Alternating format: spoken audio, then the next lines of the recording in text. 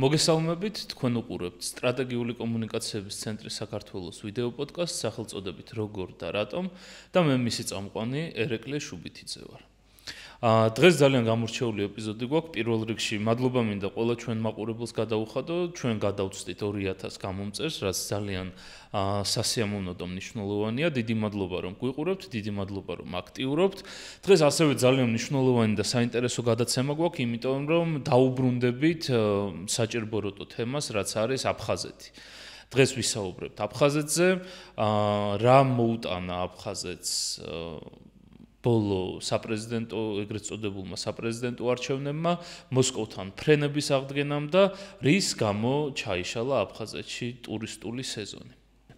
დღეს ჩვენი სტუმარი არის ბლოგერი გიორგი ჭახაია. დიდი მადლობა გიორგი სტუმრობისთვის.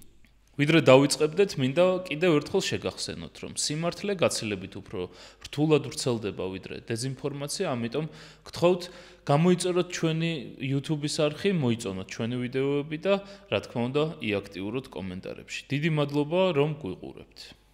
და ვფიქრობ, დავიწყოთ კონტექსტის შექმნით, ხო? დღეს ძალიან მნიშვნელოვანი დღეა, ეს დაიდება 15-ში, ძალიან მნიშვნელოვანი დღეა, ჩვენ ვისაუბრეთ ამაზე, სანამ ჩაწერა დაიწყებოდა. დღეს თარიღით მოხდა პირველი შეტაკება ქართველებსა და აფხაზებს შორის. და ვფიქრობ, სანამ სხვა თემებზე გადავალთ და იმ თემებს მიმოვიხილავთ, რა თემების ჩამოთვალე, მნიშვნელოვანია ამაზე გავამახვილოთ ყურადღება და დავიწყოთ ამ თემით. მოგესალმებით. ნამდვილად 1999 წლის 15-16 ივლისს მოხდა ძალიან დიდი შეტაკებები სოხუმში. ეს მოხდა იმ დროს, როცა ქართველმა სტუდენტებმა და მასწავლებლებმა გადაწყვიტეს გამოიყოთ აფხაზეთის სახელმწიფო უნივერსიტეტის ძირითადი სტრუქტურიდან და შექმნან დამოუკიდებელი TSU-ს სოხუმის ფილიალი. დაიწყო მისაღები გამოცდებზე მუშაობა. სოხუმის პირველ სკოლაში იყო გახსნილი ეს უნივერსიტეტი და უცებ აფხაზებმა შევარდნენ ამ მისაღები გამოცდების დროს, საბუთების მიღების დროს და სცემეს ადგილობრივი მასწავლებლები, რომლებიც მუშაობდნენ მისაღები გამოცდებზე. გადაყარეს საბუთები და შეაწყვეტინეს საბუთების მიღება. ამაზე ქართველების პასუხი იყო, რომ შეიკრიბა ძალიან ბევრი ქართველობა მთელი სოხუმიდან და დაიწყო შეტაკება. აფხაზებმა გამოაგზავნეს გუდაუთიდან ძალიან დიდი ძალის სადავჯელო რაზმები შეიარაღებული და ამათმა დაიწყეს ქართველების ნადირობა სოხუმში. იყვნენ ცეცხლსხლოვანი იარაღებით, დანებით, მოლოტოვის ბოთლები და საბოლოოდ შეტაკებებმა მიიყვანეს, რომ 15 კაცი დაიღუპა სოხუმში. მათ შორის იყო მოკლული ილია ავეკო, სოხუმელი, ეროვნული მოძრაობის წევრი, ერთ-ერთი ლიდერი აფხაზეთიდან. მაგაზე ამის მერე დასავლეთ საქართველოსთან გადმოვიდა ძალიან დიდი რაზმი ქართველების და რაზმი რა მოხალისეები, რომელიც წამოვიდნენ სოხუმისკენ, მაგრამ ამ დროს რუსეთმა შემოიყვანა საბჭოთა არმია შემოიყვანა თავისი ქვედანაყოფები, მედესანტნები და ჩაკეტეს ხალისგაზე ხიდი და ქართველებს არმიას საშუალება რომ გადასულიყვნენ აფხაზეთში. ამან შეაწყვიტა ეს დაპირისპირება საბჭოთა ჯარმა შეაგროვა მოსახლეობისგან იარაღი, რასაც ჰქონდა ხელში სანადიროდ ოპერები, ძირითადად შაშხანები და ამითი დაპირისპირება შეწყდა. მაგრამ 3 წელიწადში მერე მოხდა ომი, რომელიც დაგვაკარგინა ჩვენ აფხაზეთი. კი ბატონო, საინტერესოა თვითონ ეს ფაქტი, ეს დაპირისპირება რაც დაიწყო. არ მგონია რომ ეს სპონტანურად მომხდარიყო. ამას თავისი ისტორიული კონტექსტი აქვს, ეს დაპირისპირებები ზოგადად აფხაზეთში ეთნიკური და სხვადასხვა ჯგუფებს შორის. ისტორიულადაც იყო და მნიშვნელოვანია ჩემი აზრით, რომ ისტორიული კონტექსტით შევუქმნათ მაყურებელს, რომ რამ განაპირობა ის დაძაბულობა, რომ მიუღებლობა იყო საზოგადოებაში, მაგალითად თბილისის სახელმწიფო უნივერსიტეტის ფილიალის გახსნის წინააღმდეგ გამოვიდა ხალხი სოხუმში, როდესაც ეს ისტორიულად ერთი ქვეყნის ნაწილი არის და წესით ამაზე არ უნდა ყოფილიყო დიდი წინააღმდეგობა, ანუ რა იყო ის ისტორიული კონტექსტი, რამაც ეს ყველაფერი განაპირობა და ამას საფუძველი ჩაუყარა. საერთოდ საბჭოთა კავშირი იყო ისეთი სტრუქტურა, რომელიც ხელოვნურად იყო შექმნილი სხვადასხვა ქვეყნიდან. და ყველა დაპირისპირება, რომელიც იქ ხდებოდა, აი მალურად ეს იმალებოდა იატაკქვეშ. ანუ კერძ ყვითავდნენ, კერძ ცდილობდნენ პრობლემის გადაწყვეტას. просто მალავდნენ და ტოვებდნენ მომავალისთვის. და ეს მე ბომბები მე რა პეთქდა იმის მე რაც საბჭოთა კავშირი დაიშალა. ეს დაიწყო ჯერ კიდე სტალინის დროს, როცა ბერიამ გადმოასახლა ბევრი ქართველები დასავლეთ საქართველოსდან აფხაზეთში. აფხაზეთი იყო გაცარიელებული იმის მერე რაც ჯერ კიდე რუსეთის იმპერიამ გაასახლა მუხაჯირები აფხაზეთიდან თურქეთში. სხვა ეროვნების მოსახლეობა აფხაზეთში ვერ ჩერდებოდა. ძირითადად, რუსებს გულისხმობ, იქ ძალიან ცუდი კლიმატი იყო მათთვის. თვითონ იცახდნენ ამას სამხრეთი ციმბირი, ანუ იქ ასახლებდნენ ხალხს როგორც ციმბირში ასახლებდნენ. ძალიან ძიმე პირობებში, ასევე აფხაზეთში ასახლებდნენ. და იმის მერე რაც იქ დანერგეს ის ევკალიპტები, ცოტა შეიცვალა და მალარია უკვე არ კლავდა ხალხს. თორემ ძალიან დიდი ჭაობები იყო და რთული პირობები იყო საცხოვრებლად. ამიტომ ერთადერთი ვისაც შეეძლო იქ ჩვეულებრივად ცხოვრება იყვნენ ქართველები, იმიტომ რომ ისტორიულად ქართველები ცხოვრობდნენ და მაგათთვის მისაღები პირობები იყო. ამიტომ ბერიამ გადაასახლა იქ ძალიან ბევრი ქართველი დასავლეთ საქართველოსდან, სამეგრელოდან. აფხაზებმა ეს მიიღეს როგორც დრულად მიიღეს, უნდა ვთქვათ. არ მოსონდათ, მაგრამ საბჭოთა კავშირში პროტესტი გამორიცხული იყო და ეს ნელა რჩებოდა მეხსიერებაში. პირველი ისეთი დაპირისპირება იყო 78 წელს, როცა საბჭოთა კავშირის კონსტიტუცია იცვლებოდა. საქართველოში თბილისში იყო მიტინგები, როცა იცავდნენ საქართველოს ენას 14 აპრილს იყო გამოსვლები და შეინარჩუნეს ქართული ენა როგორც სახელმწიფოებრივი ენა კონსტიტუციაში.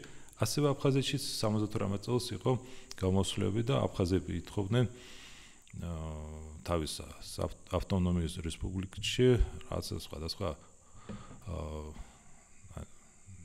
რაც ითხოვდნენ აფხაზეთის ენის შენარჩუნებას, მინისტრების პორტფელები და მე მაგათ მისცეს ტელევიზია, სახელმწიფო უნივერსიტეტი გაუხსნეს.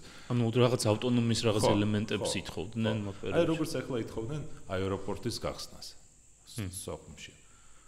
ხო და აი ესეთი გამოსვლები 78 წელს ისეც შევარდნაძის ჩასვლით აფხაზეთში ჩააწყნარეს, მაგრამ 10 წელიწადში ეს ბუთქდა უკვე სოხუმის ფილიალის გახსნის დროს. აი ესეთი პრობლემები სულ გროვდებოდა და არა აგრესია არ იყო ხალხში, მაგრამ თვითონ რუსეთი სულ ჩალიჩობდა, რომ ყველას დაანახოს, რომ აფხაზეთი არ არის საქართველო. ანუ ყველა წერილებში, ყველგან გამოსვლებში იყოს საუბარი აფხაზეთზე და არა საქართველოზე.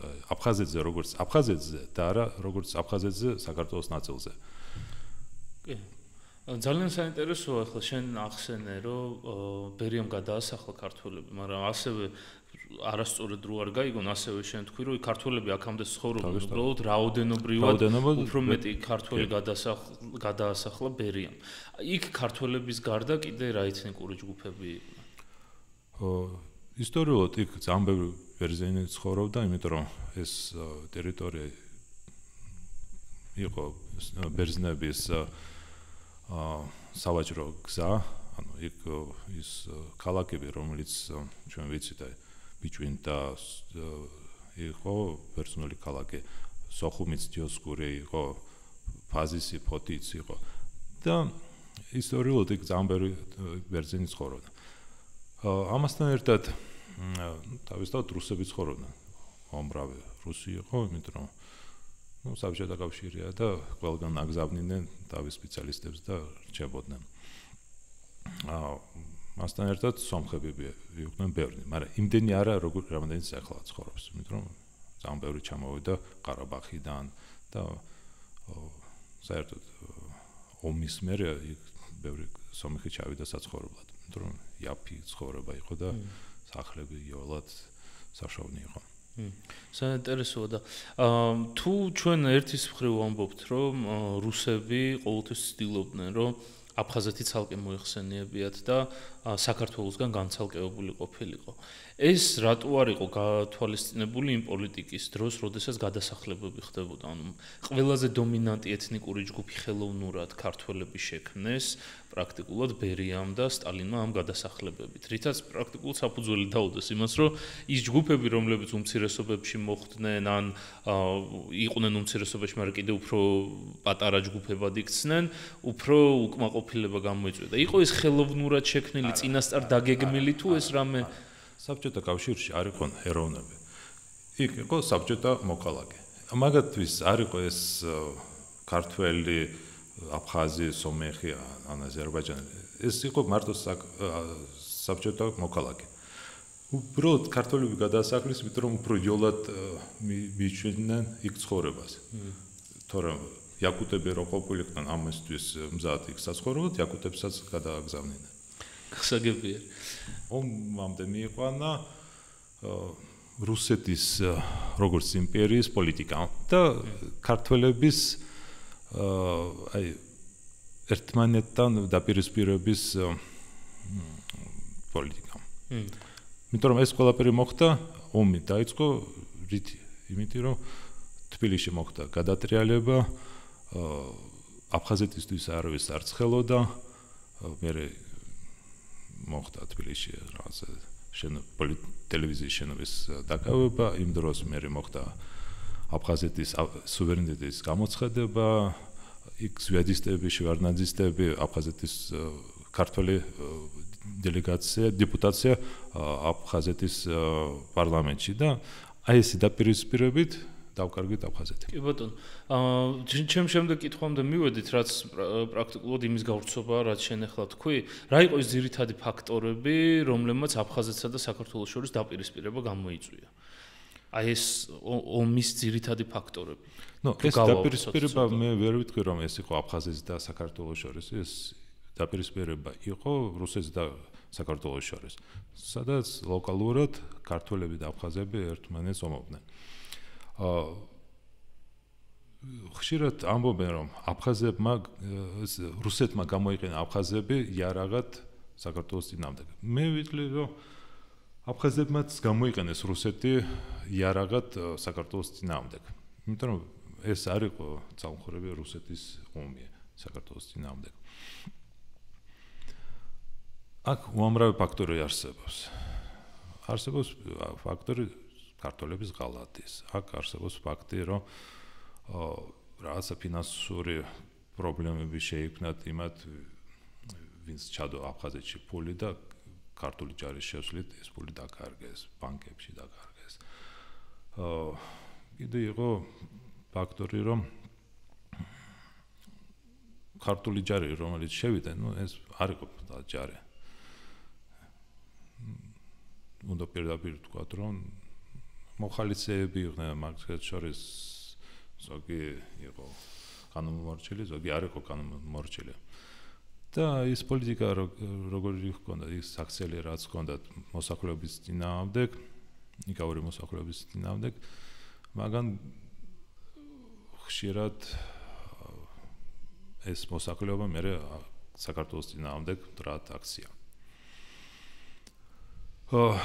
ჩვენ თუ ვილაპარაკებთ აფხაზეთის ომზე, უნდა ითქვას, როგორ მოხდა ეს საერთოდ. რა გზით მივიდნენ აფხაზები ეგრეთ წოდებული დამოუკიდებლობისთვის. 92 წლის დეკემბერ-იანვარში თბილისში მოხდა გადატრიალება. ზვიადი გამსახურდია გადააყენეს. ის გაიქცა აფხაზეთშიც იყო, მე სომხეთში, მე ჩეჩნეთში გადავიდა. მაგრამ ზვიადისტების უმრავლესი ნაწილი იყო დასავლეთ საქართველოში, იმიტომ რომ იქიდან იყო ეს ზვიადი და სამხედრო საბჭომ გააგზავნა ეს პირველი მხედრიონები დასავლეთ საქართველოში, რომელსაც ააწიოკა სამეგრელო, ბევრი მოკლეს, ბევრი გაძარცვეს. მაგრამ ეს არ იყო ისეთი ომი, როგორც მე მოხდა. ამავე დროს აფხაზეთში იყო არჩეული უმაღლესი საბჭო, რომელიც დღემდე ქართული დელეგაცია ჯერ კიდევ მოქმედებს თბილისში არსებობს ეგეთი უმაღლესი საბჭო. ეს უმაღლესი საბჭო იყო არჩეული ზვიადგამსახურდიეს კანონმდებლობით, რომელსაც მან შესთავაზა აფხაზებს, რაზეც აფხაზები ძალიან გემრიელად დატანხნენ. ამ კანონით, საარჩევნო კანონით მე როგორც მახსოვს 25 დელეგატი იყო დეპუტატი უნდა ყოფილიყო ქართველი, 21 უნდა ყოფილიყო აფხაზი და 10 უნდა ყოფილიყო სხვა ეროვნებისთვის, რუსებისთვის ძირითადად და სომხებისთვის. ქართველები 25, ან 26, აფხაზი 21 და ის 10 უმეტესწილად აფხაზების მხარეს გადავიდნენ და ამათმა მიიღეს უმრავლესობა ამ უმაღლეს საბჭოში, მაგრამ საკონსტიტუციო საკითხების გადაწყვეტებისთვის საჭირო იყო საკონსტიტუციო უმრავლესობა 2/3. ამ დროს ეს ზვიადისტების, შვარნაძისტების დაპირისპირება მიიყვანა იქამდე, რომ ეს დეპუტატები ქართველები გაიყვნენ. ანუ ერთმანეთში ვერ მოილაპარაკეს, ვინ იქნება უმაღლესი საბჭოს თავმჯდომარე, იმიტომ რომ თუ პრემიერ-მინისტრი აფხაზეთის, იმიტომ რომ ისე იყო მოლაპარაკებული, უმაღლესი საბჭოს თავმჯდომარე უნდა იყოს აფხაზი და პრემიერ-მინისტრი ქართველი. ვერ დააყენეს ერთი კანდიდატურა, რომ ყოფილიყო ერთიანად და ყველა აფხაზი და ქართველი მაგას ყველას მისდევდნენ. ვერ დააყენეს. აფხაზებმა თავისი დააყენეს, აირჩიეს ვლადისლავ არძენება. ქართველებმა ვერ დააყენეს. ეს მინდა, ამან მინდა და საბოლოო ჯამში კანდიდატურა არ იყო. აფხაზებმა თავისი კანდიდატურა გამოიყვანეს, თქვეს რომ ეს ქართველია, მაგრამ ჩვენ წარმოადგენთ და ხელბიატის აირჩიეს ამათმა. ანუ ეს ის აფხაზური იყო. ზარანდია იყო, მე მგონი გვარად. მერე თბილისში დაპირისპირება, ტელევიზიის აღება, ზვიადისტების შევარდნა ტელევიზიაში. ამავე დროს აფხაზებმა იმ დროს იყო კიდე გაყოფა, ანუ უშიშროების უფროსი იყო, მე მგონი აფხაზი და შსს მინისტრი იყო ქართველი. აფხაზებმა ჩაატარეს სპეცოპერაცია, შევარდნენ MVD შენობაში, ძალით გააგდეს იქიდან ქართველი მინისტრი, ცემეს და დაიკავეს MVD შენობა. ანუ აქვთ თავისი MVD შსს სისტემა. ჩინական საქმეთა სამინისტრო. აქვთ უკვე აკონტროლებენ ყველაფერს. ქართველები გამოიყვნენ და ისევ თავისი შსს გახსნეს სოხუმში რომელიღაც ტურბაზაზე. ანუ ერთმანეთის პარალელური ორგანიზაციები ამ დროს აფხაზებს ჰქონდათ შინაგანი ჯარების გვედანაყოფი, რომელიც როიძახნა აფხაზური გვარდია, იმიტომ რომ არავის არ უნდა და რუსეთში სამხედროზე წასვლა, იმ დროს ჯერ კიდევ აგზავნიდნენ ქართველებს და აფხაზებს რუსეთში სამხედრო სამომავლოებს. და აქ ყველა ირჩევდა, აქვე დარჩებიო და ბევრი ირიცხებოდა. ამათმა შექმნეს ეს აფხაზური გვარდია, რომელიც უკვე იყო აფხაზური მინისტრის ქვეშ. ანუ ეს ძალების შეკრების სამხედრო ტექნიკა ჰქონდათ და მოვიდა ივლისის 21 რიცხვი იყო 1992 წლის 21 ივლისი. ქართველები უკვე გავიდნენ, ანუ ქართული დეპუტაცია გავიდა უმაღლესი საბჭოდან, გამოცხადეს ბოიკოტი, ჩვენ არ გვიდაო, თქვენთან ამ რაცა კანონებს ხმას არ მივცემთო და ბოიკოტი გამოცხადეს. აფხაზებმა შეეკრიბნენ, ჩვეულებრივი უმრავლესობა ჰქონდათ პარლამენტში და რადგან საქართველოს გადავიდა 1921 წლის კონსტიტუციაზე, სადაც საქართველოს იყო დამოუკიდებელი, ამათმა აიღეს და აერჩიეს აფხაზეთის კონსტიტუციის 1925 წლის კონსტიტუციაზე გადავიდნენ. მაგრამ ამის გაკეთება არ შეიძლებოდა ჩვეულებრივი უმრავლესობით, 2/3 იყო საჭირო. მაგრამ ამათმა ეს მიიღეს და აფხაზეთი გადავიდა იმ კონსტიტუციაზე, რომელშიც საქართველოს და აფხაზეთი იყო თანაბარი სახელშეკრულებულ პირობებით. ანუ გასაბჭოების მერე, ანექსიის მერე, საბჭოთა კავშირმა მათ ესეთი ავტონომია მისცეს აფხაზებს, მაგრამ ეს არ იყო ავტონომია, ეს იყო ფაქტურად კონფედერაცია. ანუ ორი დამოუკიდებელი ფაქტურად სახელშეკრულებულ პირობებით იყო ერთიანი. ანუ ეს იყო ფაქტურად სუვერენიტეტის გამოცხადების ტოლპასი. ეს არის 21 ივლისი.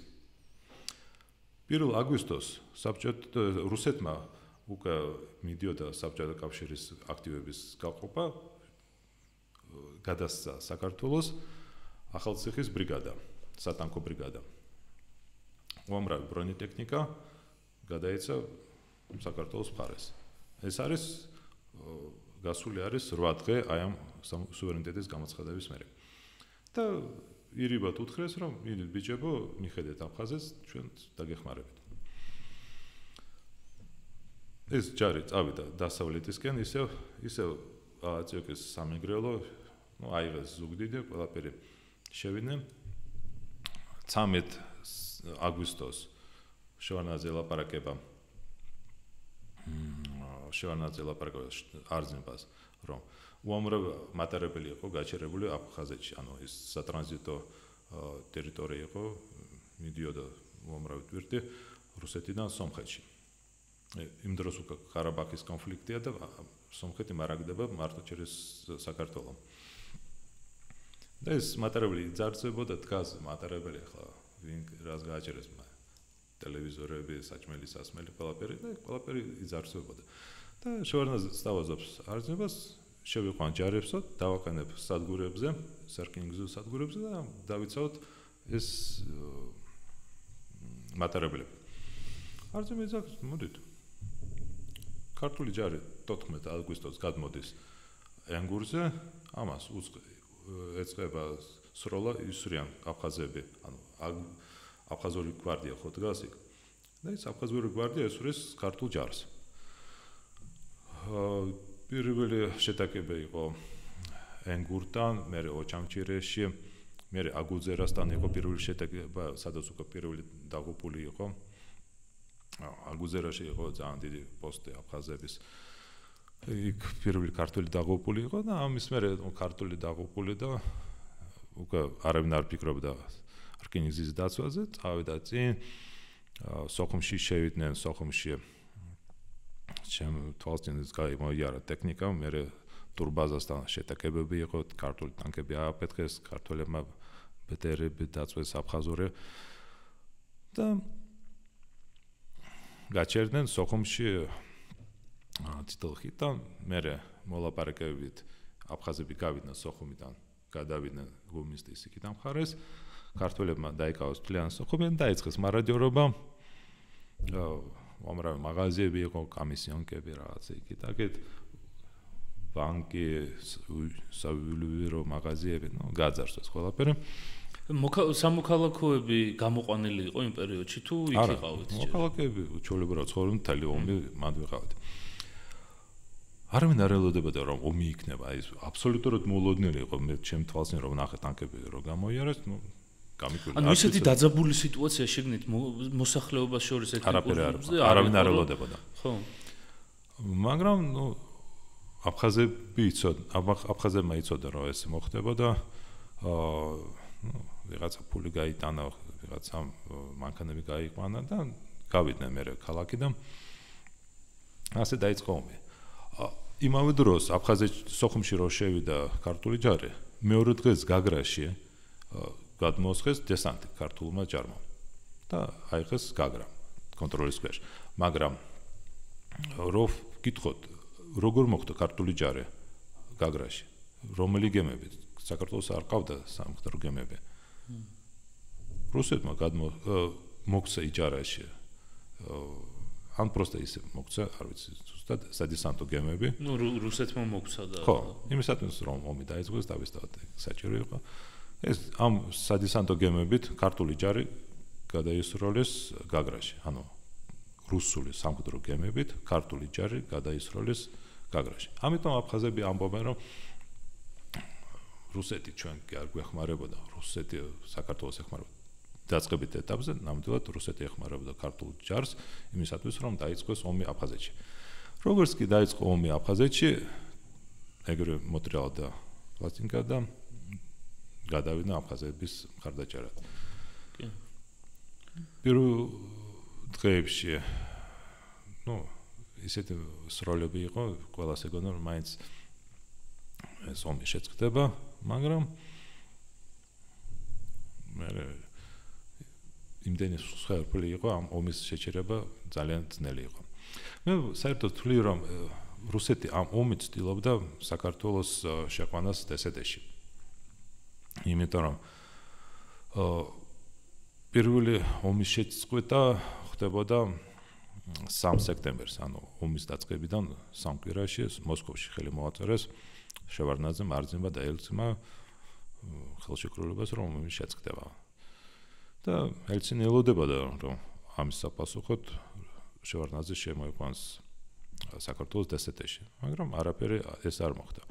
პირიქით შევარდნაძე გამოვიდა გაეროს ტრიბუნიდან სექტემბრის 25 რიცხვში და დაანაშაულა რუსეთი სეპარატიზმის მხარდაჭერად. ზუსტად 5 დღეში ამის მერე აფხაზები იწყებენ შეტევას გაგრაზე და პატარა ძალებით იღებენ ქალაქს, სადაც იყო უამრავი ქართული ჯარი. სამწუხაროდ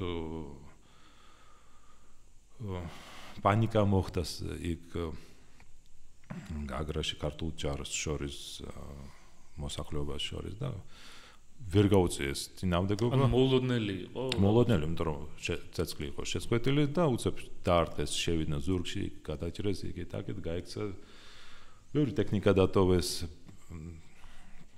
უამრავი მოსახლეობა იყო დახოცილი იქ და ქართული მოსახლეობა პირველი გენოციდი მან მოხდა გაგრაში. 1000-ზე მეტი მოსახლეობა იყო მოკლული. და ესე დავკარგეთ გაგრა.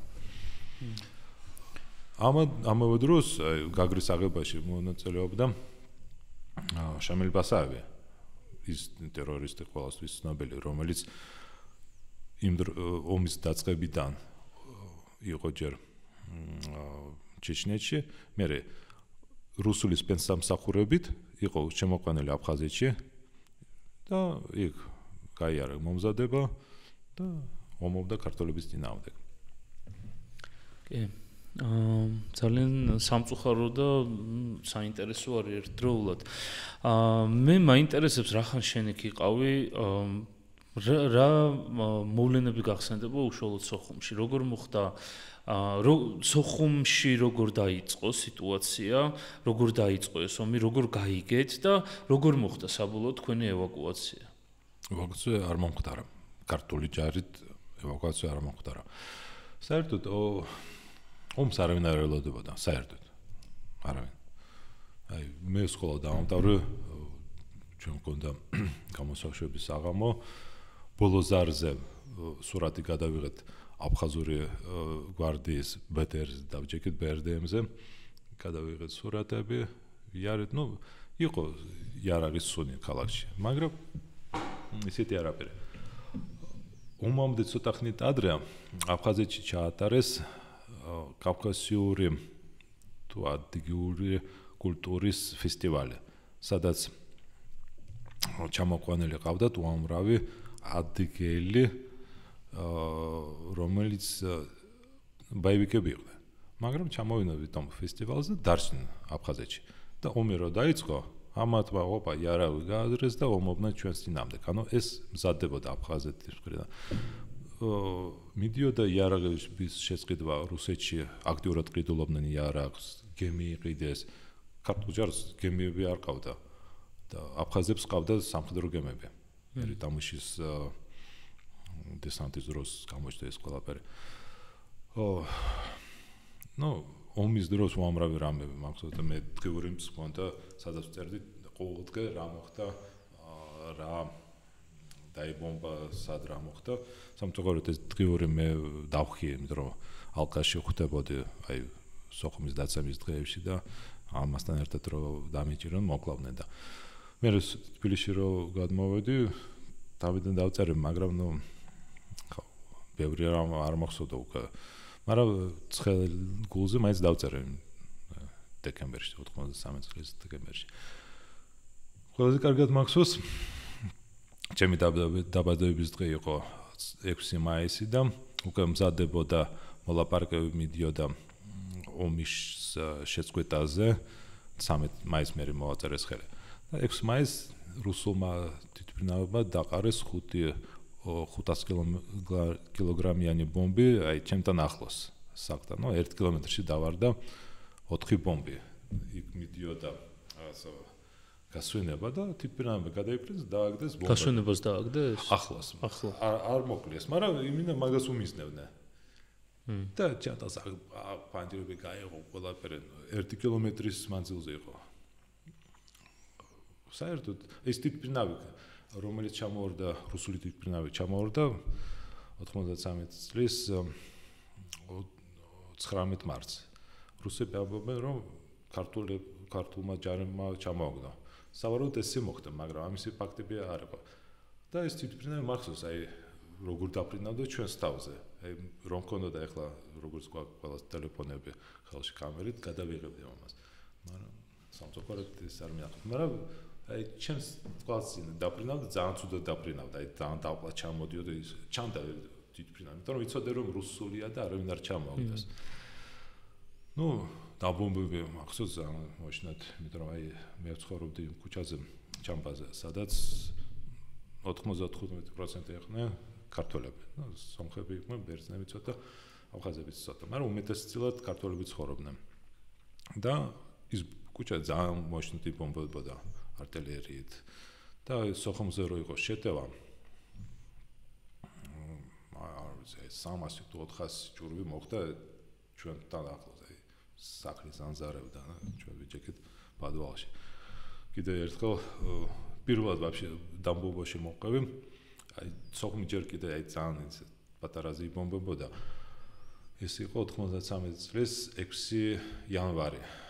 თენდებოდა შობა საღამო და სახში ვარ, შუქი არ აგვაქვს და უცებ ახლოს, აი დაახლოებით 100 მეტრში პირველი ჭურვი მოხდა. გავიკეცით რა იმას პადვალში ძლივ ჩავედი და ბახ მეზობლის სახში, აი დაახლოებით 10 მეტრში მოხდა ჭურვი. ხო და ნასხრევები პირდაპირ ჩვენ პანჯარაში შევიდა ბობოჩემის თავზე შკოლაებინა. ხშირად მოყევი დამბომბაში, აი 12 ივლისი ჩემი საერთოდ მეორე დაბადების დღე მაქვს. ჩემი მეზობლების სახში ვატარებდი დროს, ახლა ზაფხული იყო და გვასალეების სახში. და იქ მაგაც სახში იყო სამზარეულო გარეთ გამოტანილი და მეორე სართულზე იყო საბილიარდო. და მე და მათი ნათესავე სულ ბილიარდს თამაშობდით.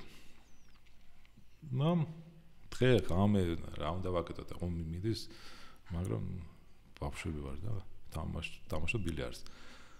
ხო და დიჟოკი ვქონდა, შუქს ვანტებდით საღამოს, როცა ღამე იყო და ეგ შორიდან ჩანდა განათებული მთელი ქალაქი ჩამქრალი და პანჯარაში ჩანს რომ იქ შუქი არის და დაუმიზნეს 12 ივლისია და ბაბაჩემის დაბადების დღე იყო და დედაშემა დამეწახა თამაშობ ბილიარდს და დამეწახა სუპრა გაშლილი მოდიო დაბადების დღეო და გამოვედით დავსხედით სუპრაზე და ამდენ გრადები ბაკ პირდაპირ საბილიარდოს მოხდა. რასა იქ რო არ დამეწახა პირდაპირ მოხდება და მოკლავდა. სახში ცეცხლი მოიკიდა ხანძარი გავარდით დავეწყეთ ჩაქრობა. ვინის როლო? აფხაზებმა გრადებით. ხო და ესე გადავრჩით. ამრავე რამე იყო ახლა. ეს ყველაფერი აღწერილი მაქვს ჩემ ბლოგში. აი მე როცა ბლოგი შექმენი 2005 წელს პირველად აღწერე ომის პერიოდი. აი თავიდან ბოლომდე რაც მახსოვს. ეხლა რამდენი წელი გავიდა ომის მერე 32 წელი.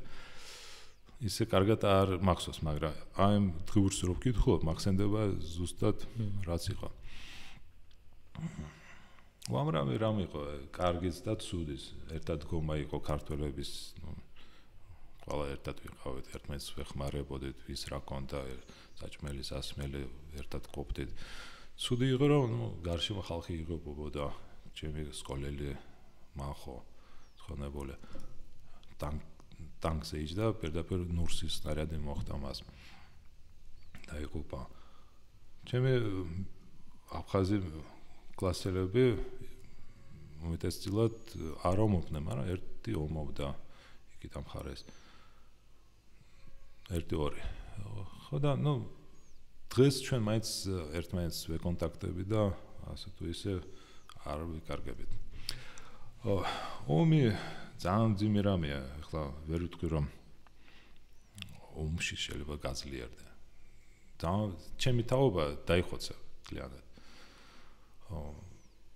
ზოგი ომობდა, ზოგი არა, მაინც ეს ძალიან აწვება ფსიქიკას და უამრავი ნარკომანი გახდა ჩვენ თაობაში და დავიკარგეთ. ამ დროს ჩვენ ომი რომ არა, ჩვენ უნდა ყოფილიყავით ახლა თავარი ძალა თავური მამოძრავებელი და საინტერესოა. როგორ გამოხვედით სოხუმიდან? სოხუმი რო ეცემოდა 25-ში ჩვენ უკვე აი ფაქტურად ალყაში ვიყავ ჩამბაზე, გამოვედით ქალაქში. იქ მამაჩემმა მითხრა რომ ავტობუსები გადიან აეროპორტისკენ. ხო და ვიფიქრეთ აეროპორტში წავიდეთ, მაგრამ ვერ დავჯექით ვერაფრით ავტობუსში და მამაჩემის მეგობრის მანქანაში ჩავჯექით ნოლსკრით და წავედით ქალაქი და მახსოვს აი მივდიოთ სომინის შენობა რო დამწვარი იქიდან მივდიოდით გალასურისკენ და ლენინის და ჭავჭავაძის კუთხეში იდგა ზუსტად ეგეთივე მანქანა, ზუსტად ზემოდან მოხდა ნაკორწნის ნაღმე. ხალხი ეყარა. გავედი და მივედით აგუძერაში. ანუ სინოპამდე მივედით მანქანით, მე იქიდან ფეხით აგუძერამდე. ერთი ჩანდა წამოვევეთ. არაფერი არ წამოგვიღია, რომ ფეხით ბევრს ვივლიდით. რაც საბუთები წამალი და წამლები და საბოლოო ჯამში ზაფხულის თანსასწრით მივედით აგუძერაში და იქ მივიდა უკვე 27 სექტემბერს მივიდა სამხედრო საზღვაო ძალების რუსული სამხედრო ძალების გემი, სადესანტო გემი ალშანსკი, რომელიც მერე გადავიდა უკრაინის მხარეს, ანუ ეს გემი იმ დროს ერთიანი სარდლობა ჰქონდა. არ იყო არც რუსული, არც უკრაინული. ხო და იქ ამოვედით გემზე, ძალიან რთული იყო იქ მოხვედრა, ამოვედით და წავედით ფოთისკენ. სოხუმის თავზე ხედავდით პეთხდებოდა რაღაცეები. რო გავედით, უკვე ჩანდა ეს სომინის შენობა რო იწოდა. მაგრამ რა ხდებოდა ჩვენ არ ვიცით სრულად ვაკუუმი იყო ეს ინფორმაცია, დენიები არ იყო, არაფერი ტელეფონები არ მუშაობდა, ვერაფერი ვერ გავიგე და ის რო პეთხდებოდა, მე გავიგეთ რომ ეს იყო სალუტი, აფხაზები აღნიშნავდნენ სოხუმის აღებას. აი ესე მოხდით. ბოჩი მე იქიდან თბილისში და იმის მე რა ხავართ. კი ბატონო. კონტაქტებს რაც შეეხება თქვენი სახლი ისევ იქ არის? კი, სახლი არის. ერთი სახლი არის. იქ რაღაცა რუსები ცხოვრობენ. მამიდა ჩემის სახლი, სადაც მამა ჩემის 19 საუკუნის სახლი. მამიდა ჩემი დარჩა იქ სოხუმში. 2004 წელს გარდაიცვალა. ეს ანდერძით ყველაფერი მე დამიტოვა, აფხაზური ნოტარიუსით ყველაფერი დამიტოვა, მაგრამ აფხაზი რომელიც შევიდა მისი მეზობლის სახლში, ის სახლიც დაიკავა, მერე დაანგრია. ეხლა იქ რაღაცა საშენებენ სასტუმროს მე მგონი.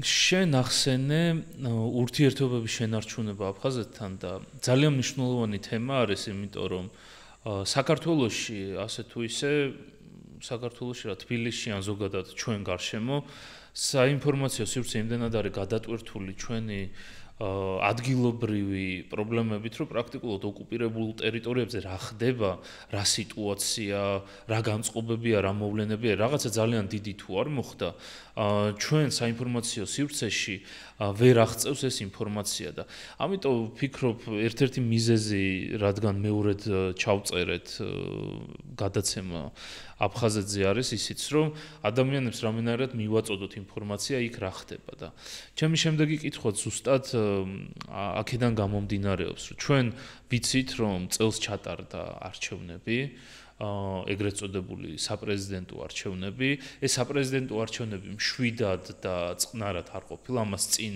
მოსდევდა ძალიან სერიოზული პოლიტიკური მოვლენები და ჩვენ მივედით დღევანდელობამდე. მინდა გავიაროთ ეს თემა, ანუ რა მოხდა რამ განაპირობა საპრეზიდენტო არჩევნების ჩატარება, რა ფონზე წარიმართა ეს არჩევნები და შემდეგ უკვე გადავიდეთ რა ხდება დღეს იქ. იმისათვის რომ ვთქვათ, რომ რა ხდებოდა წინასაარჩევნო, თუნდაც ვთქვათ, რომ აფხაზეთს მართავს ორი კლანი, ანკვაბის და არძიმბას კლანი. ესე ვთქვათ, არის აღმოსავლეთ საქართველოს კლანი და აღმოსავლეთ აფხაზეთის კლანი და დასავლეთის კლანი, ანუ გუდაუტას და ოჩამჩერას შორის. ისინი ერთმანეთს ანაცვლებენ ხოლმე. მაგალითად, ბაგაფში იყო აღმოსავლეთ საქართველოს და მერე მოვიდა ხაჯიმბა აღმოსავლეთ აფხაზეთიდან და მერე მოვიდა ხაჯიმბა გუდაუტის წარმომადგენელი, მერე ისე მოვიდა ანკვაბი და ეს ანაცვლებენ. აქ არ არის იდეის დონეზე, ეს არის просто ფინანსური პოლიტიკის ამბავია, ანუ აქ არ არის პროგრამა რა მის ასარჩევი. ეს არის ვინ დაждდება იმ ფინანსურ პატოკებზე, რომელიც მოდის რუსეთიდან აფხაზეთში. იმიტომ რომ ვინც სათავეში თავის კლანს აჭმევს, იქ ფული მაგრად მოდის და ეს ფული თავისთავად ტკდება. მაგრამ ასლან ბჟანია მაგალითად მოვიდა იმ იმედით, იმ ხალხის იმედით, რომ რაღაცა შეიძლება რუსეთთან მიმართებაში აფხაზეთში, იმიტომ რომ ხალხს არ მოსწონდა ხაჯიმბა როგორ უწერს ხელს ყველაფერს რუსებს. მაგრამ ამ ტალღაზე მოვიდა ბჟანია, მაგრამ ბჟანი უარესი რამ ქნა ვიდრე ხაჯიმბა. იმდენი რამ გადასცა აფხაზეთ რუსებს, რომ ხალხში ძალიან დიდი ზიზღი გამოიწვია საერთოდ მისი პრეზიდენტობა. რა გადასცა მაგალითად? და ბიჭვინტის სანატორიუმი, აეროპორტი და ასე შემდეგ. ძალიან პირველი რამ გადასცა. და არ ელოდებოდა მისი ამომრჩეველი. ხო, აი ეს აიბგას სოფელი ვაფშე არის გადაცემული, ის არც არავის უკითხავს ვის ეკუთვნის სოფელი. ეს რუსეთ-საქართველოს საზღვარზე არის ფსოუზე ძალიან მაღლა მთაში სოფელი. და ჟანია რაც ცოტა ხანი დამოკიდებულობას იჩენდა არჩევნებიდან ნახევარი წელი მე რუსეთმა იმ დროს პანდემია დაიწყო რუსეთმა საზღვარი ჩაუკეტეს ფული არ ჩაურიცხეს არაფერი ტურისტი არ შემოვიდა ფული არ იყო დაიწყო შიმშილი და მოუწია ყველაფერზე ხელის მოწერა პალაჟინი დააყენეს რუსებმა მაგრამ ბოლო წერტილი იყო რომ ბჟანია ითხოვდა დაწერა წერილი რუსეთის არ მახსოვს მე მგონი საგარეო საქმეთა სამინისტროში თუ კოზაკს მიწერა რომ აი ეს და ეს აფხაზეთის მოქალაქეები რაც ანტირუსულ პოლიტიკას ატარებენ აფხაზეთში. ეგ წერილი გაიჟონა მასმედიაში, ტელეგრამებში და ხალხი გამოვიდა გაყარეს პრეზიდენტობიდან. შენი აზრით აფხაზებმა გაჟონეს თუ რუსებმა თვითონ? არა მგონია რუსებს რო ეკნათ ეს. ვიღაცა მისი ადგილობრივი კლანების რაღაც ინტერესები. მაგის ადმინისტრაციიდან ვიღაცა ან რაღაცა ვისაც არ მოეწონა ეს პოლიტიკა. აი აფხაზეთი პატარა ყველას იცნობს და ხელს ბანს. და დაინიშნა ახალი არჩევნები. რუსეთს აი ესეთი მისი კაცის გაგდებით არავინ არ ყავდა პოლიტიკოსებში. არავის არ უნდოდა რუსებთან თანამშრომლობა ამის მერე. და რუსებმა გაგდეს ფსონი ბადრი გუმბაზე, რომელიც იყო ვიცე-პრეზიდენტი ჟანიას დროს, მაგრამ საერთოდ არ სადარჩანდა. არავის არ იცნობდა მას. გეიცნობენ გამარჯვებით რაც, მაგრამ პოლიტიკური წონა ამას არ ჰქონდა, საერთოდ რეიტინგი 0 ჰქონდა. პოლიტიკოსი როცა არ ჩანს, თავისთავად რეიტინგიც არ ექნება. და ორ თვეში რუსეთის პოლიტექნოლოგებმა შეძლეს აი 0 რეიტინგიდან 54%-მდე მისი რეიტინგის აწევა. და მან გაიმარჯვა. რა მეთოდებით გააკეთეს? უზარმაზარი შავი პიარით.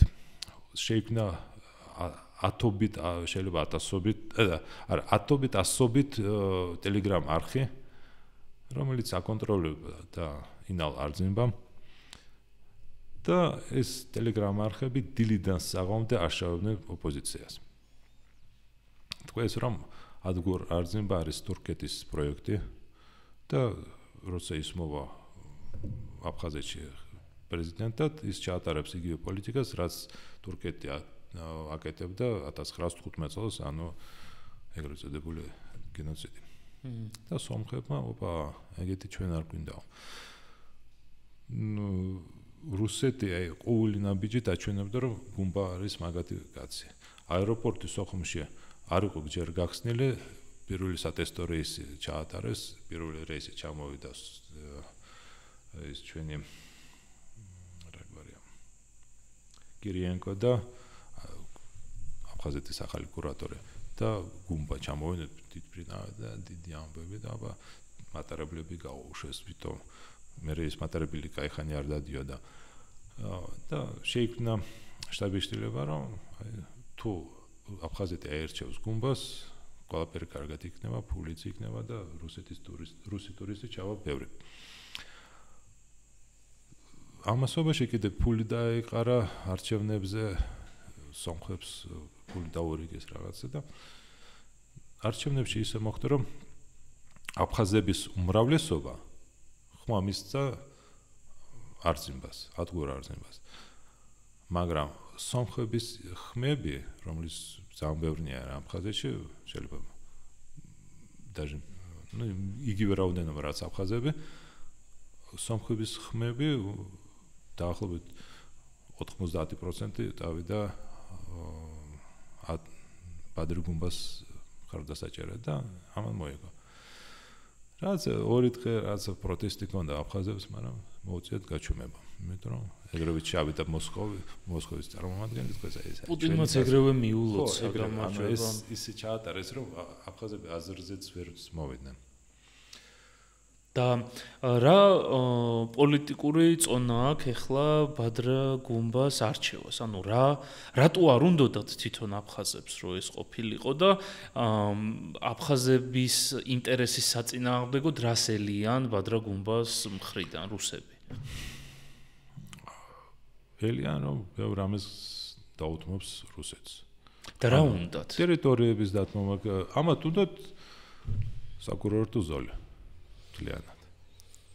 ანუ უნდათ რომ აფხაზეთი იყოს მათი საკურორტო ზოლი. თავიდან ბოლომდე ოღონდ აფხაზებს არ ქონდეთ ამაში არანაირი წვლილი. ნუ რაც მომსახურე პერსონალის დონეზე. საბოლოო ჯამში ეს უნდა და უკვე ქნიან ამას. და აფხაზეთის საზოგადოება ამას ხვდება და ცდილობს რომ რაღაცნაირად შეეწინააღმდეგოს. აფხაზეთში ზაფხულობით ყველა პოლიტიკური დაპირისპირება წყდება და ყველა მუშაობს რუსი ტურისტების მომსახურებაზე. ანუ იქ ზაფხულში არის მიტინგი არასდროს არ ყოფილა, ну ჩვენთანაც არ არის მიტინგები მასიურად. და იქ მიტინგი 1000 კაცი რო იკრიბა, ეს უკვე ითვლება ძალიან დიდი რაოდენობა და ახლა ამიტომ ზაფხულობით იქ იშვიათად თუ ნახო მიტინგს. მაგრამ შემოდგომაზე შესაძლებელია რაღაცა გამოსვლები. იმიტომ რომ უკვე ხედავთ რომ ზაფხული ისე არ ჩატარდა როგორც ამათ ქონდა დაგეგმილი. კი, საინტერესო არის. თვითონ ბადრა გუმბა რამე კავშირში არის რუსეთთან თუ რატო შეაჩერა არჩევანი რუსეთმა ამ ადამიანზე? როგორც თქვით, არანაირი პოლიტიკური წონის ანუ როგორ არის აფხაზეთის ომის შემდეგ ის წავიდა რუსეთში და იქ მუშაობდა უზრაუნკონებაზე. იქ გაიზარდა რა, როგორც ადამიანი იქ გაიზარდა. ისე არა, როგორც ინალ არზიმბა, რომელიც გახდა რუსი ჩინოვნიკი და იქ თავიდან ბოლომდე იყო. მაგრამ მაინც უფრო ძალიან სერიოზულად გაიზარდა იქ. ანუ თავის ადამიანად აღიქვაო. კი.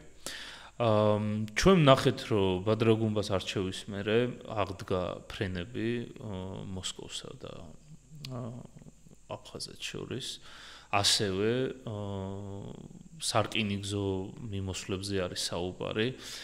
მოუტანა თუ არა ბადრა გუმბას გაპრეზიდენტებამ ის პოზიტივები, რასაც მისი ამომრჩეველი მისგან ელოდებოდა.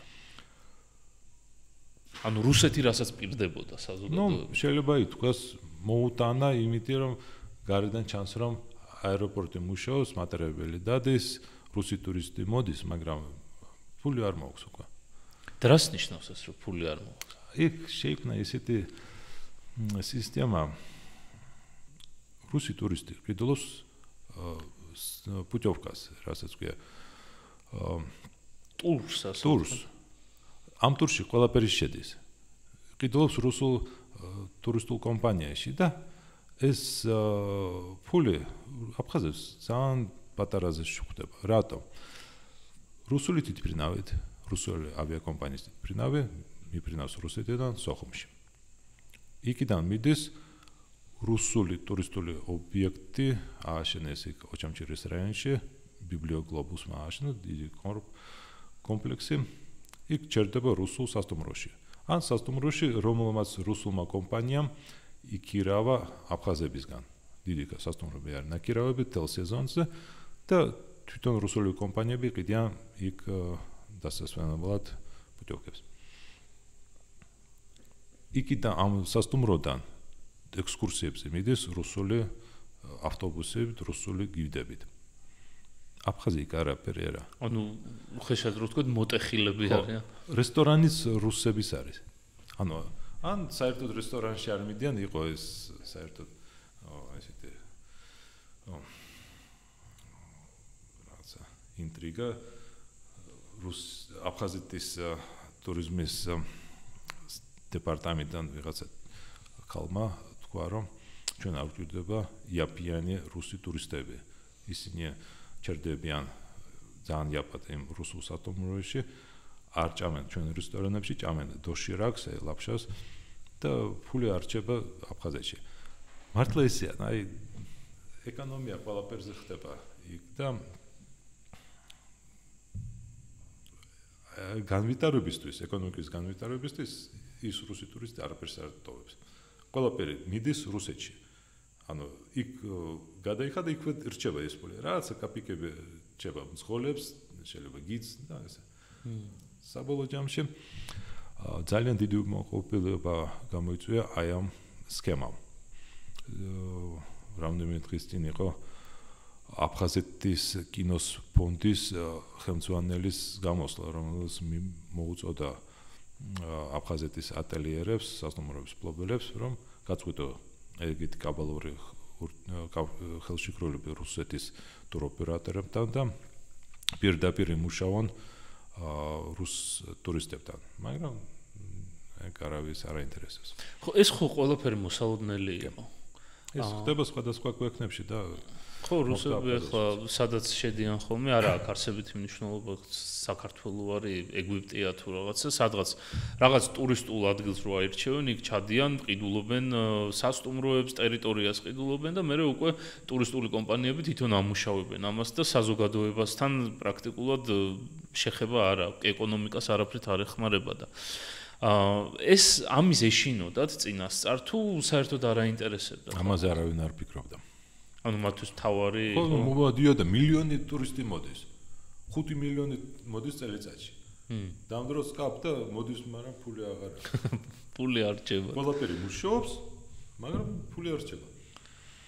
კი. და როგორ ფიქრობ შენ? ამ ყველაფერმა შეცვალა აფხაზების დამოკიდებულება რუსეთისადმი? ანუ თვითონ გუბას არჩევამდეც ჩანდა თითქოს ეფექტი. რუსეთისადმი დამოკიდებულება ეგ არ შეცვლის. შეცვლის რაღაცა შეიძლება ადგილობრივ ხელისუფლებასთან მიმართებაში. ну პუტინი რო ეს არ დაალაგეს სქემა ხო გასაგებია. მაგრამ ის რომ რუსეთი ცდილობს რომ დაეტრიოს იქ რაღაცა ობიექტები, იყიდოს ფლობილობაში გადაცან, ეგ თავისთავად მოქმედებს.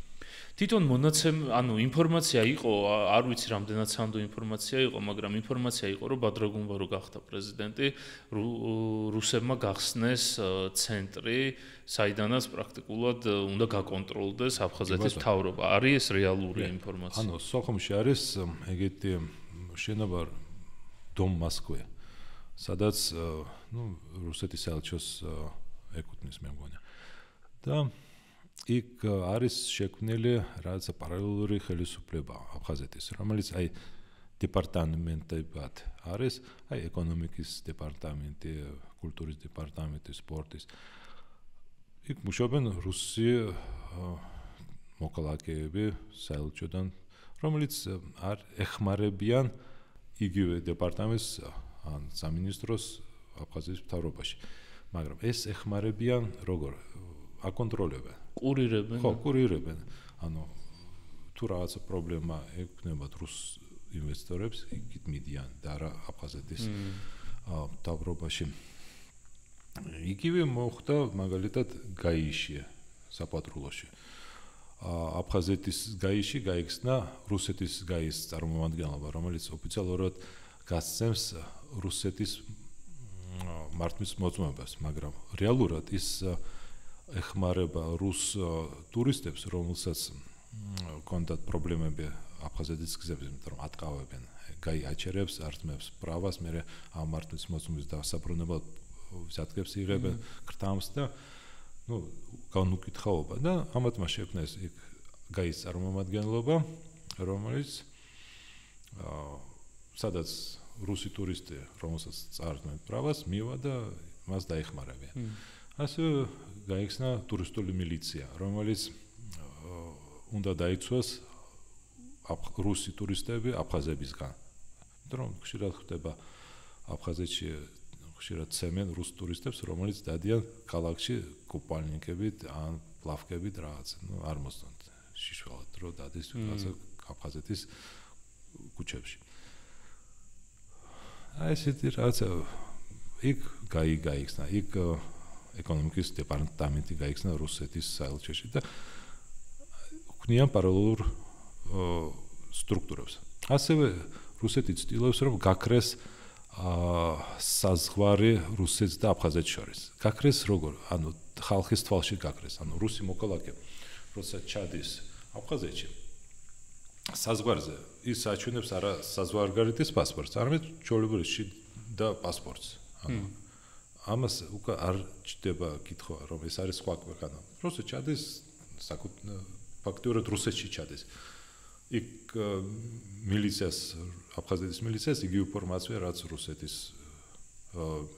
პოლიციას და რუსული მანქანები დაადიან ის პოლიციელებს ხდება თვალში რომ ეს იგივე რუსეთია თვითმფრინავით რო ჩადის ტურისტი რუსული თვითმფრინავი რუსულ აეროპორტში ჩადიან ამათმა даже სახელი შეუცვალეს ამ აეროპორტს სოხუმის აეროპორტს კი არ ქვია სოხუმის აეროპორტი ამას ერქვა ბაბუშერის აეროპორტი ბაბუშერის აეროპორტია იმიტომ რომ ბაბუშერაში არის და არა სოხუმში ანუ ქალაქ გარეთ მაგრამ ბაბუშერა არის ქართული ტოპონიმია ანუ ბაბუა მეგრულად შარა არის გზა ანუ ბაბუის გზა მაგრამ ამას სპეციალურად შეეცოდა დაარქვეს იმას სოხუმის აეროპორტი და ვლადისლავ არზნებას სახელობის. ანუ ქრება ის ქართული ტოპონიმები. კი არის ბაბუშერა თვითონ დასახლება არ შეუსვალეს სახელი, მაგრამ აეროპორტს შეუსვალეს სახელი. ანუ ეტაპობრივად ხდება ამოშლა ისტორიული მეხსიერების ერთის მხრივ და მეორეს მხრივ. შეიძლება შევაფასოთ როგორც ანექსიის მცდელობა, ანუ შესისხორცების მცდელობა. ნელ-ნელა მიდის რუსეთის მხრიდან ანექსია აფხაზეთში.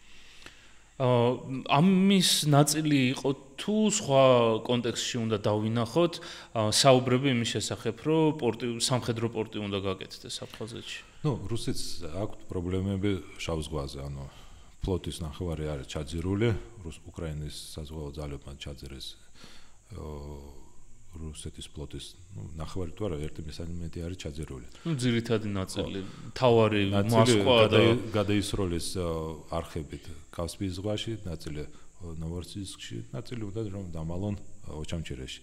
ნუ შორია უკრაინიდან და გონიათ რომ ვერ დაარტყავენ ეს შორს. просто გამოსავალი არ აქვს სხვა. აფხაზეთს ეგ პრობლემა არ აქვს. იქ რუსული ჯარი ყოველთვის იდგა 90-იანებში, 0-იანებში და ეხლაც არის რუსული ბაზა, просто царელია, იქ არავინ არაა. რუსული ჯარისკაც ყველა ფინს იყო, გაუშვეს უკრაინაში არის და უმეტესობა იქ ჩაიხოცა. საინტერესოა. ანუ ანექსიის რა დონეზე ვართ ახლა? თვითონ რატო არ აქვს ამაზე პრობლემა? ანუ თვითონ მიჩვეულები არიან რუსეთის მხრიდან ამას? იქ რუსული რუბლი არის. თვითონ რუსეთის მოქალაქეები არის 90-95%. რუსული ჯარი დგას გარშემო. ანუ საზღვარს აკონტროლებს რუსული ჯარი. ანუ ენგურზე დგანა. ამიტომ მიიჩვიან. კი, მაგრამ ანუ თვითონ თავის, აი ყველაფერი როგორზე გადავდოთ. აფხაზის გონებაში, როდესაც საქართველოსთან ნაომარი აქვს დამოუკიდებლობისთვის და სუვერენიტეტისთვის, როდესაც აქვს იმაზე პრეტენზია, რომ დამოუკიდებელი ქვეყანა უნდა იყოს, აქვს იმაზე პრეტენზია, რომ სხვა ქვეყნებმა უნდა აღიარონ ისინი. არ უჩნდებათ არანაირი შინაგანი პროტესტი მაინც იმაზე, რომ ასე ეტაპობრივადაც აღარ არის უკვე ძალიან სწრაფად ხდება მთლიანად ტერიტორიის ანექსია და შესისხორცება. აი, მიიჩნევა. ბაშობიდან რო ხედავ შენი ვალუტა რო არის რუბლი, მგონი რომ ეს უნდა იყოს. როცა ხედავ ბაშობიდან რო რუსული ჯარი დგას, მგონიათ რომ ეს უნდა იყოს. მიიჩვია. არ გონიათ რომ ეს შეიძლება გამოიწვიოს და მიიყვანოს სრულ ანექსიამდე. ეტაპობრივად ნელ-ნელა პატარა ნაბიჯებით, აი ეს იქ ტურისტული პოლიცია, იქ დეპარტამენტი გაიხსნა, იქ რუსი ჩინოვნიკები არიან, აფხაზეთის მთავრობაში რუსეთის მოქალაქეები არიან და ნელ-ნელა ეპარება. ანუ საბოლოოდ როცა გაიაზრებენ რა ხდება, სავარაუდოდ ძალიან გვიანი იქნება. კი ბატონო. დიახ და ერთი საინტერესო თემა კიდე, რაც ყველაფერში არის რომ ის პროტესტები, რაც იყო 2024 წელს, ანუ შეგვიძლია შევაფასოთ, რომ ეს არ იყო პოლიტიკური თვალსაზრისით, ეს არ იყო რუსეთის წინააღმდეგ რაღაც გააზრებული სვლა, რომ ისინი რაღაც ცდილობენ, რომ იმაზე მეტი წაიღონ, ვიდრე აფხაზები არიან მზად რომ მისცენ. ეს ალბათ უფრო სუფთა კომერციული თვალსაზრისით იყო, რომ ბიზნესების გადანაწილების თემა. პროტესტები იყო იმაზე, რომ მათ მიწას გადასცემენ რუსეთს. ეს იყო მიზეზი, რომ ხალხი გამოვიდა ქუჩაში, ბიჭვინტის აგარაკების გადაცემაზე. და ეს პროექტი ახლა ჰაერშია თუ დასრულდა? არა, გადასცეს, მაგრამ იჯარით. 59 წლიანი იჯარით რუსეთს. ანუ საბოლოოდ ბოლომდე მივიდა ეს ამბავი. მაგრამ ისე არა, როგორც უნდა და კრემლს. ხო. 59 წელი იმდენი წელია, რომ შეიძლება ბევრი რამე შეიცვალოს. მაგრამ მაინც ბოლომდე ვერ მიიყვანეს როგორც უნდა და. ავიაცია აქტიურად მუშაობს, ეს მარტო ტურისტები გადაყავს თუ აქვს რამე პოლიტიკური ან სხვა ეკონომიკური ბენეფიტი? რუსეთს არ უნდათ ეს აეროპორტი არაფერში არ ჭირდებოდა. იმ აეროპორტისგან არაფერი არ დარჩა, ეხლა აეროპორტი არ არის მარტო ბილიკი. ბილიკი არის ბეტონი, მაგას არაფერი არ მოუვიდა. აეროპორტი არის დიდი ლოგისტიკური სქემა, რომელიც ბოლომდე იყო მოშლილი, რომელიცგანაც არაფერი არ დარჩა და თავიდან იყო ყველაფერი გასაკეთებელი. იქ საწვავები, იქ ტრანსპორტი, იქ ძვირი ჭდებოდა ამის გაკეთება და აფხაზები სულ ითხოვდნენ ამ აეროპორტის გახსნას, მაგრამ თვითონ ფულს არ დებდნენ ამაში და რუსეთი სულ იძახდა რომ არ გვინდაო. ასლან ბჟანიას დროს დაიწყო მოძრაობა რომ ახლა მალი იქნება აეროპორტი, მალი იქნება. საბოლოო ჯამში სამწუხაროდ საქართველოს მხრიდან არავითარი პროტესტი არ იყო და საქართველოში როცა დაიწყო პირდაპირ ფრენები რუსეთიდან წესით შეეძლოთ ეთქვათ რომ აქედან გიხსნით პირდაპირ ფრენებს და თქვენ სოხუმის აეროპორტი არ ააშენოთ. მაგრამ ეს არ მოხდა და აეროპორტი გაიხსნა. რო გითხრათ სიმართლე რომ ბევრი ახლა ტურისტი ჩადის აეროპორტის გავლით მოგატყუებ. მაგრამ უფრო კომფორტულია და მიმზიდველი ხდება აფხაზეთში ჩასვლა, ვიდრე ახლა მანქანით იარე იქ მატარებლით რომელიც ნელა დადის, უფრო კომფორტულია. მაგრამ აფხაზებს უნდათ ეს აეროპორტი. აფხაზებს სჭირდებოდა სახელმწიფოებრიობისთვის, იმიტომ რომ აქვთ განცდა რომ დამოუკიდებელ ქვეყანაში ცხოვრობენ, მაგრამ აეროპორტი არ აქვთ. აეროპორტი არის თვითონ ბილიკი არის, მაგრამ არაფერი არ დაფრინავს. და სულ ითხოვდნენ. მე ხშირად ვამბობდი რომ შეიძლება მოვილაპარაკოთ. თბილისს და სოხუმს შორის იყოს მოლაპარაკება, რომ ჩვენ გაგიხსნით აეროპორტს, მივცემთ ამას რაღაცა სტატუსი, მაგრამ თქვენ რაღაცა დათმობა გააკეთეთ. დააბრუნეთ ქართველი დევნილები ოჩამჭირის რაიონში მაგალითად. ოჩამჭირის რაიონი თავისუფალია, ცარიელი აბსოლუტურად. არავინ არ ცხოვრობს, ვინც იყვნენ უმეტესწილად გადავიდნენ სოხუმში საცხოვრებლად. აფხაზები. ამიტომ შეიძლება და ამაზე საუბარი. რუსეთის დათანხმდებოდა, იმიტომ რომ მაგათ ჭირდება აფხაზეთის ეკონომიკას ჭირდება მოსახლეობა. მაგრამ ეს არ მომხდარა. მოხდა ცალმხრივად და სამწუხაროდ ჩვენ ვერც ერთი ბერკეტი ვერ გამოიყენეთ აი ამის გასაჩერებლად, შესაჩერებლად. კი, და აქედან გადავდივართ ლოგიკურად ჩემი აზრით შემდეგ კითხვაზე. აფხაზეთში პრაქტიკულად თაობები გამოიცვალა. ის ხალხი, ვინც იბრძოდა საქართველოს წინააღმდეგ, უკვე პოლიტიკურ აქტივობას, აქტიურ ცხოვრებას ასე თუ ისე ჩამოშორებული არის და პირველად აყავთ პრეზიდენტი, რომელიც არ იბრძოდა საქართველოს წინააღმდეგ. ანუ რაღაცა დემოგრაფიულ ცვლილებებს ვაკვირდებით. საქართველოს მიმართ რა დამოკიდებულებაა ამჟამად აფხაზეთში? დამოკიდებულება როგორც მტერთან. ყველა თაობა ესე აღიქვავს, ისინიც კი, ვინც არ იბრძოდა მაშინ. კი. ეს გადმოცემით კი ბატონო. მაგრამ სხვადასხვა ხარისხით. უფროსი თაობისთვის ჩვენ ვართ მტრები, რომელთანაც ერთად ცხოვრობდნენ და შეიძლება დაუშვან რაღაც შორტ პერსპექტივაში, რომ მაინც მოუწევთ ერთად ცხოვრება. ახალგაზრდებში კი ვართ მტრები, მაგრამ ისეთი ზღაპრები და მოყოლილი. კი არის პროპაგანდა ბავშვობიდან მაგათ ასწავლიან, რომ ჩვენ ვართ მკვლელები, ბანდიტები. ანუ პროპაგანდა აქტიურად მუშაობს ჩვენს წინააღმდეგ. აქტიურად საბავშვო ბაღიდან ასწავლიან, რომ ამათმა გაანადგურეს ფაშისტები და მოიგეს ომი და ჩვენ ვართ ბანდიტები, მკვლელები და ასე შემდეგ. ეს მუშაობს ბავშვობიდან, აი პატარა ბავშვობიდან ამას ასწავლიან. მაგრამ რაც სულ მეშინოდა, რომ ძალიან დრულად იქნებიან განწყობილები პირიქით. ეს კი იმუშავა, მაგრამ მაინც არ არიან ისე ცუდად განწყობილი ჩვენს მიმართ. ანუ შეიძლება სახელმწიფოს წინააღმდეგ არიან, საქართველოს სახელმწიფოს წინააღმდეგ, მაგრამ ქართველებთან ცუდად არ არიან. მაგრამ ნუ იქ ყველა ადამიანი ინდივიდუალურია, ზოგი უფრო მეტად, ზოგს უფრო მეტად არ უყვარვათ, ზოგს ნაკლებად.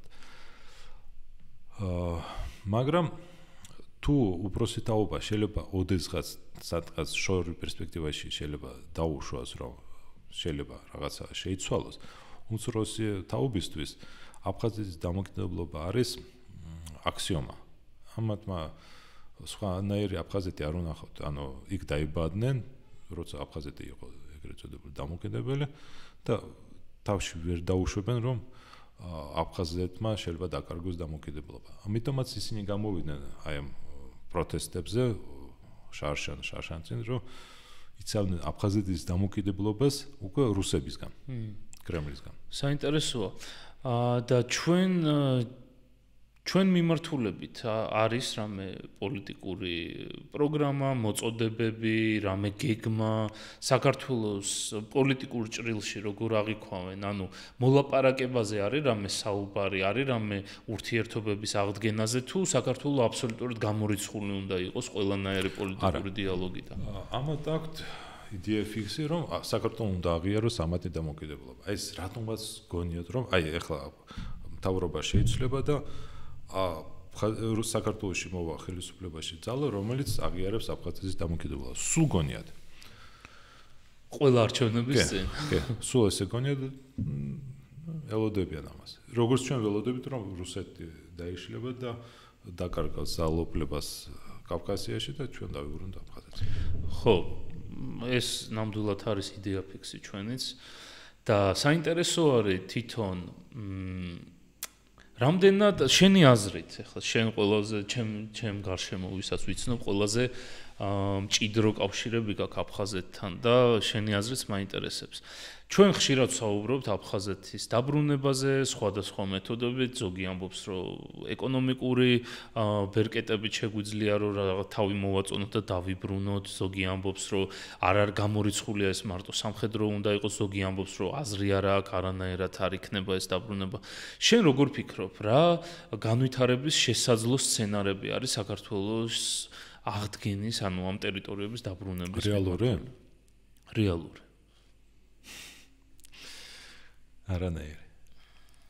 დღევანდელ საქართველოს არ აქვს არანაირი შანსი დაიბრუნოს აფხაზეთის ტერიტორია. არანაირი შანსი, არანაირი რესურსი. და ჩვენ რო იმედი გვაქვს. იმედი არის, კი. არა, შანსი არა. და ჩვენ რო ველოდებით რუსეთი რო დაიშლება და შემდგომ და აღდგება ტერიტორიული მთლიანობა ისე რომ არაფერს არ გავაკეთებთ და თავისით მოbrunდება ეს ყველაფერი. ხო, აი ზივართ ველოდებით, როდის დინარის პირას როცა გამოივლის.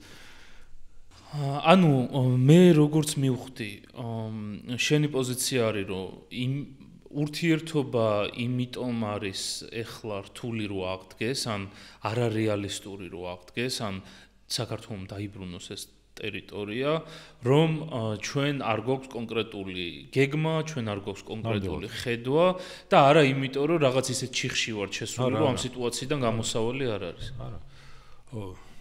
რეალურად რო შეხედოთ, საქართველოს ძალიან მიმზიდველი უნდა იყოს თუნდაც აფხაზებისთვის. ხშირად ჩამოდიან თბილისში, ქუთაისში, ზუგდიდში, ბათუმში, მიდიან დასასვენებლად ბათუმში მაგალითად. ჩამოდიან ბიზნესზე, სამკურნალოდ, უბრალოდ ნათესავების სანახავად. მაგრამ ამათ არ უნდათ რომ საქართველოს ნაწილი იყოს აფხაზეთი. ვერც ერთი აფხაზი, რომც მისი შვილი გადაარჩინოს თბილისში ქართველმა ექიმებმა, ვერ ითქვის აფხაზეთში, რომ მე მინდა რომ აფხაზეთი გახდეს საქართველოს შემადგენელი ნაწილი. ვერც ერთი. ვერც აფხაზეთში, ვერც თბილისში ამას ვერ ითქვის. იმიტომ რომ ეგონება რომ იქ ვიღაცა მე ჩაუშვას. ანუ ეს შიში არის თუ გონებრივად, ანუ არ მივლენ მაგდომად. არ უნდათ. მაქსიმუმ რისი თქმა შეიძლება აფხაზებისთვის, ეგ რომ ჩვენ გვინდა რომ ჩვენ გვენატრებითო. ეგ შეიძლება გითხრა. არც უნდათ რომ ქართველები დაბრუნდნენ აფხაზეთში. ანუ იქიდან მზაობა არ არის საქართველოში დასაბრუნებლად. აქედანაც არ არის არვიტარი ძვრა აფხაზეთის მიმართულებით. აზერბაიჯანმა დაიბრუნა ყარაბაღი და ის 7 რაიონი, რომელიც იყო მის გარშემო.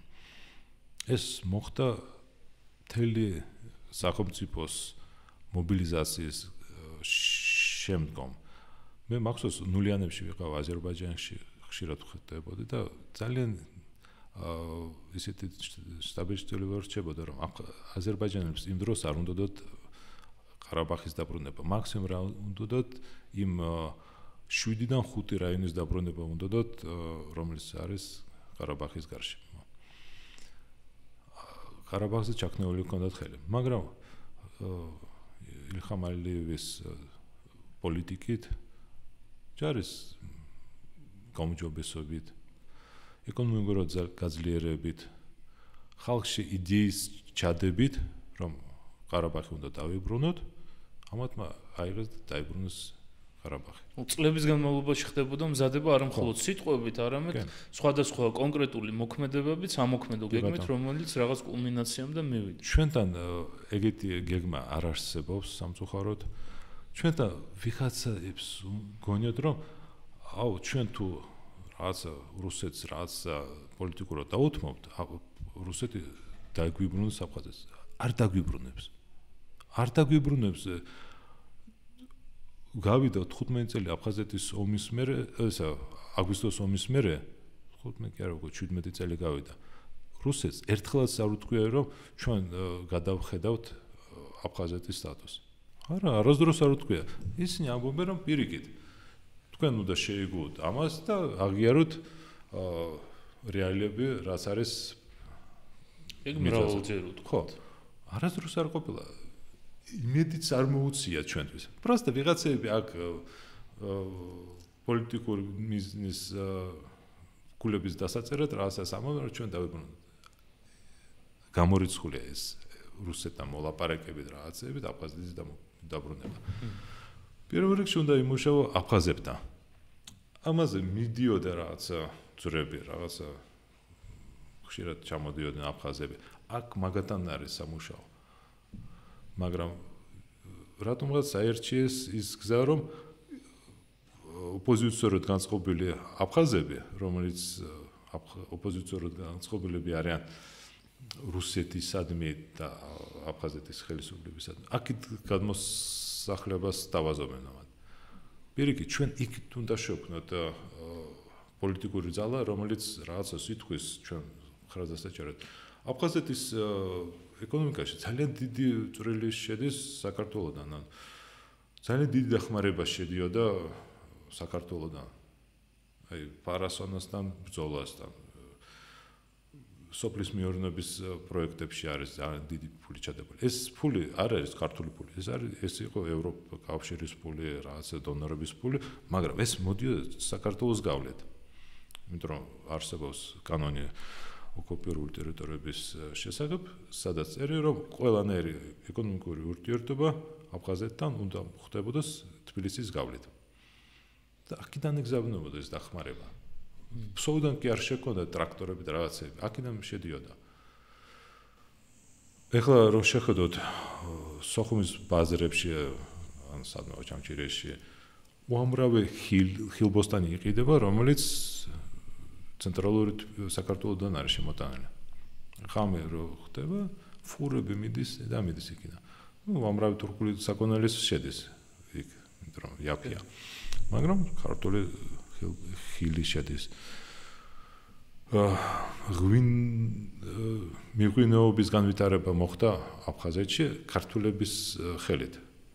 რაჭველები იყვნენ ჩასული იქ და აღადგინეს იქ ვენახები და ამუშავებენ, უშვებენ ღვინოს. ბევრი კავშირები არის ეკონომიური. მაგრამ თავისთავად პოლიტიკური გადაწყვეტილების გარეშე ეს არ გადადის შემდეგ ეტაპზე. რაღაც კალაპოტში უნდა მოიქცეს, რაღაც ფორმა უნდა მიეცეს, რაღაცა სამომო გეგმა უნდა იყოს, ამოცანა მაინც უნდა იყოს, რომ რის მიღწევა. რა გვინდა? რა გვინდა? და როგორ გვინდა? თორემ აღიარება რო არ მოხდება ვიცით. ამათაც არ უნდათ საქართველოს შემადგენლობაში აბსოლუტურად შუსაბამო სიტუაციაში ვართ. ამათ უნდა აფხაზეთის აღიარება დამოუკიდებელ საქართველოს მხრიდან ჩვენ გვინდა აფხაზეთის დაბრუნება საქართველოს შემადგენლობაში. აბსოლუტურად შეუსაბამო, მაგრამ არსებობს ისეთი წერტილი, სადაც შეგვიძლია ვიპოვოთ საერთო ენა. თუნდაც ტრანზიტის გახსნით. არსებობს მექანიზმი, რომ ესე გავატაროთ თვირთები, რომ იყოს ეს დერეპანი გამოყენებული სატრანზიტოდ. მაგრამ ჯერჯერობით ბოლომდე ეს არა მიყვანილი. მაგრამ ეს არის ბოლო ბერკეტი, რომ რითაც შეგვიძლია აფხაზეთის რაღაცა სტატუსის შეცვლა რუსეთის თვალით. ანუ ტრანზიტული თვირთების გასახსნელად. საერთოდ საუბარი იყო, რამდენი წელი გავიდა, სულ უნდათ რუსებს აფხაზეთის რკინიგზის გახსნას, იმიტომ რომ სომხეთში რომ თვირთი შეიტანონ პირდაპირ რკინიგზით. მაგრამ უფრო აფხაზების ნეგატიური მიდგომით ეს რკინიგზა არ გახსნილა. საქართველოს უარეზე იყო. მაგრამ ეხლა სომხეთი უკვე აღარ არის რუსეთის სატელიტი და რუსეთსაც უკვე არ იჩქარება ამ რკინიგზის გახსნა. ამიტომ ეს პროექტი გაჩერებულია. მაგრამ მე მაინც მგონია, რომ რაღაცა მოლაპარაკებით, აი ერთ-ერთზე რომ დავჯდეთ, რაღაცა საერთო ენას მოვწებნით აუცილებლად. რაღაც საშუალო. ხო, იმიტომ რომ როცა აი ერთ-ერთზე მე და ჩემი ნაცნობები, მეგობრები ვჯდებით და საუბრობთ აფხაზეთიდან. ყოველთვის რაღაცას მოვწებნით საერთო ინტერესებს. აფხაზები თუ გვისმენ, მინდოდა მეთქვა, რომ დრო გავა, ადრე თუ გვიან საქართველო იქნება გამთლიანებული და აფხაზეთი იქნება ქართველებთან ერთად. იმიტომ რომ არ შეიძლება აფხაზეთი, რომელიც ტერიტორიაზე მოხდა გენოციდი რუსების მხრიდან 200 წლის წინ რეალურად გენოციდი იყო აფხაზების მიმართ. როცა გაასახლეს მუხაჯირები, არ შეიძლება იყოს რუსეთის მოკავშირე. ეს გამორიცხულია და ჩვენ აუცილებლად ვიქნებით ერთად. და მშვიდობით დავიბრუნოთ აფხაზეთს და ხაზებს. ძალიან დიდი მადლობა საინტერესო და გულწრფელი საუბრისთვის. დიდი მადლობა თქვენ რომ ბოლომდე გვიყურეთ. გთხოვთ მოიწონოთ ჩვენი ვიდეოები აქტიურად კომენტარებში და რა თქმა უნდა გამოიწეროთ ჩვენი YouTube-ის გვერდი. დიდი მადლობა კიდევ ერთხელ. მადლობა თქვენ.